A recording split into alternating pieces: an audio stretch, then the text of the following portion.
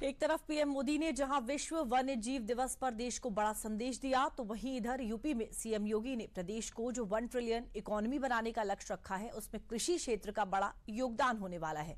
इससे किसानों की आय कैसे बढ़ सकती है और योगी सरकार ने किसानों के लिए क्या प्लान तैयार किया है, इस रिपोर्ट में देखिए। और 29 में उत्तर प्रदेश $1 ट्रिलियन की इकोनॉमी भी बनेगा और देश की सबसे बड़ी अर्थव्यवस्था भी बनेगा। इस बात के लिए मैं पूरे सदन को आश्वस्त करता हूं। यूपी विधानसभा से सीएम योगी ने जब ये ऐलान किया तो ये बयान महज बातों तक ही सीमित नहीं रहा। 1 ट्रिलियन इकोनॉमी का सपना जो यूपी ने देखा है, उसे सच करने का रास्ता इस बयान से ही तय हो गया, जिसकी नींव भी योगी सरकार ने इस बजट से रख दी। इसका आगाज भी हो चुका है और इसे अंजाम तक पहुंचाने की तैयारी भी हो चुकी है, जिसमें सबसे बड़ा रोल हमारे अन्नदाता किसानों का होने वाला है। इसका अंदाजा आप बजट में किसानों के लिए किए गए ऐलानों से लगाइए।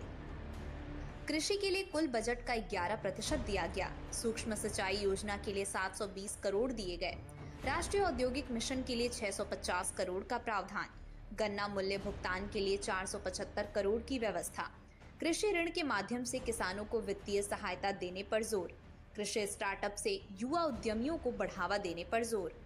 उत्तर प्रदेश में $1 ट्रिलियन इकोनॉमी का लक्ष्य रख करके और जो अपनी रूपरेखा तैयार की, हमारा कृषि सेक्टर उसके भीतर तेजी से काम कर रहा है। और हम लोगों ने जो प्रयास किया, 2 लाख की ग्रास वैल्यू एडेड को बढ़ा करके 6,80,000 के करीब हमारा बढ़ा है, जो आपसे 3 गुना हमारी अचीवमेंट है।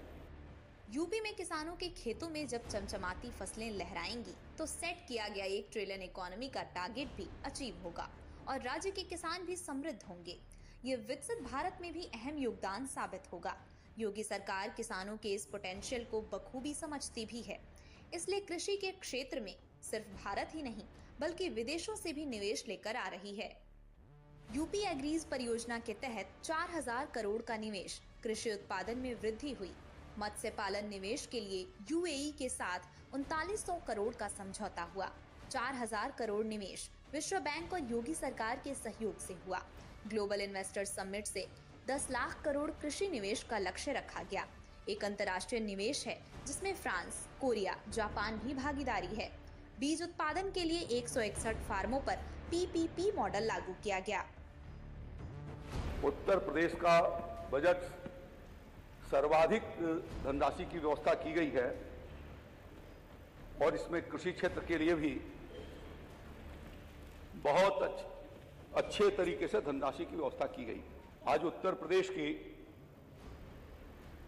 जीडीपी में 24% की हिस्सेदारी कृषि क्षेत्र की है, प्राथमिक सेक्टर की है। योगी आदित्यनाथ जी की सरकार के प्रयासों से आज उत्तर प्रदेश फूड बास्केट में 22% का योगदान कर रहा है। यूपी ने 1 ट्रिलियन इकोनॉमी बनाने में किसानों की जिस अहम भूमिका पर फोकस कर रहा है, वो ऐसे ही नहीं है। इसके पीछे कारण भी है। योगी सरकार की मेहनत भी है, काम भी है, नतीजे भी हैं।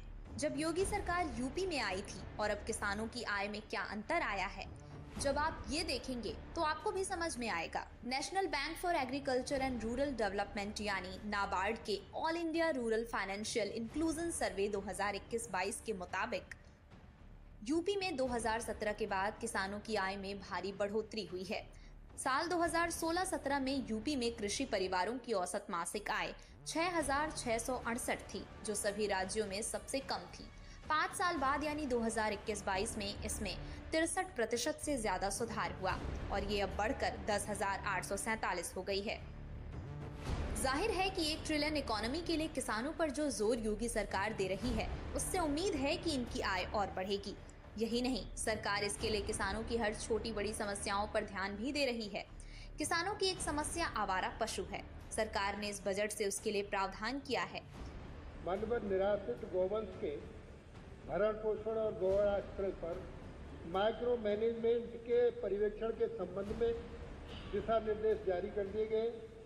प्रत्येक गौशाला में उसके निरीक्षण के हेतु प्रभारी अधिकारी नियुक्त कर दिए गए। मान्यवर जो निराश्रित गौवंश है, जो माननीय सदस्य ने चिंता व्यक्त की है, योगी सरकार की ये प्राथमिकता का विषय है।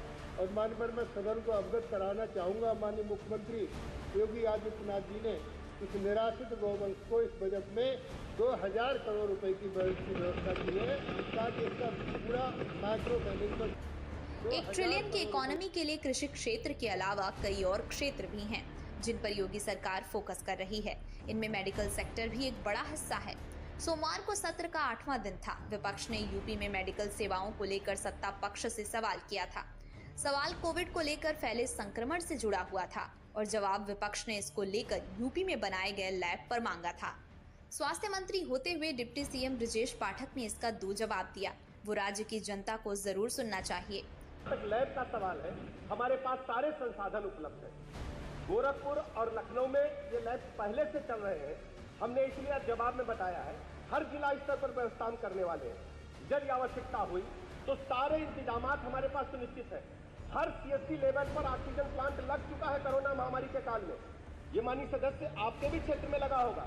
ऐसा हमारे पास कोई भी सीएससी नहीं है जहां पर ऑक्सीजन प्लांट न हो। हमारे पास हर जिले में वेंटिलेटर बेड उपलब्ध है, आईसीयू बेड उपलब्ध है। बिल्कुल भी चिंता की आवश्यकता नहीं। मैं जिम्मेदारी के साथ कह सकता हूं, सरकार ने पूरी तैयारी कर रखी है। बिल्कुल भी घबराने की जरूरत नहीं। प्रदेश की जनता को आपके माध्यम से माननीय सदस्य के सवाल पर कहना चाहता हूं, प्रदेश में इस प्रकार के वायरस की कोई चिंताजनक स्थिति नहीं है। केंद्र सरकार के बजट के तर्ज पर ही योगी सरकार ने भी यूपी के बजट में समाज के हर वर्ग को बड़ा तोहफा दिया था। यही नहीं, योगी सरकार का बजट यूपी के इतिहास का अब तक का सबसे बड़ा बजट है। इसलिए इसकी खास उपलब्धियों पर एक नजर डाल लेते हैं। यूपी के बजट में 7% का इजाफा हुआ। नई स्वास्थ्य योजनाओं की घोषणा हुई। कृषि क्षेत्र के लिए 10,000 करोड़ रुपए का प्रावधान किया गया।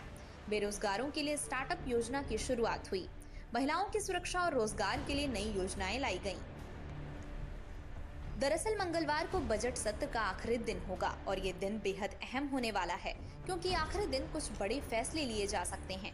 कई महत्वपूर्ण प्रस्तावों और बजट से जुड़े फैसलों पर अंतिम मुहर लग सकती है। महत्वपूर्ण बिलों पर चर्चा और पारित होने की संभावना है। वहीं सीएम योगी आदित्यनाथ का समापन भाषण भी होगा, जिस पर सबकी नजरें टिकी हुई हैं।